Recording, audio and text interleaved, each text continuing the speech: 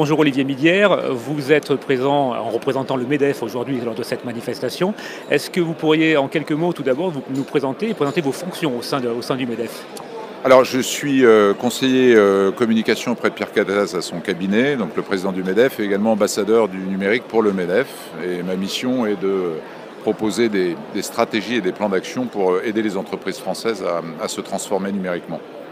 Le MEDEF a, par nature, j'allais dire, une vision extrêmement riche des besoins, des attentes, des ressentis des entreprises. Quel est, selon vous, aujourd'hui, le ressenti des entreprises par rapport à la transition digitale? Est-ce que ce problème est pris en compte et quelles sont les attentes que, selon vous, selon le MEDEF, quel est le ressenti par rapport à la transition digitale?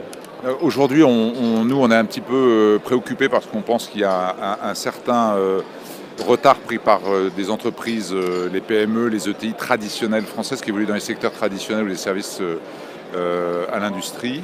On constate que 70% d'entre eux aujourd'hui ne placent pas le numérique comme une priorité et n'ont pas engagé de plan de transformation. Donc notre souci, c'est d'aider ces entreprises à prendre conscience des enjeux liés à leur numérisation, mais surtout également comment ils vont pouvoir le faire, pour aller où, avec quel type d'outils et quel type d'accompagnement. Le MEDEF également est engagé finalement dans l'accompagnement permanent des entreprises, des ETI, des PME, des PMI. Vous accompagnez ces entreprises dans leur transition digitale. Est-ce qu'on peut en parler en quelques mots? Oui, absolument. On a en fait défini un programme qui s'appelle le programme Métamorphose, qui est en 4 axes.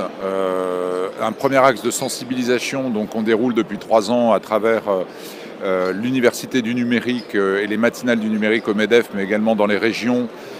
C'est-à-dire des événements de sensibilisation et pédagogiques autour de la transformation numérique. On a ensuite la formation, c'est le deuxième étage avec le lancement, il est en bêta-test il y a 2 mois d'un campus numérique en ligne, c'est-à-dire une plateforme de MOOC qui permet aux dirigeants de suivre des cours en ligne sur la transformation numérique.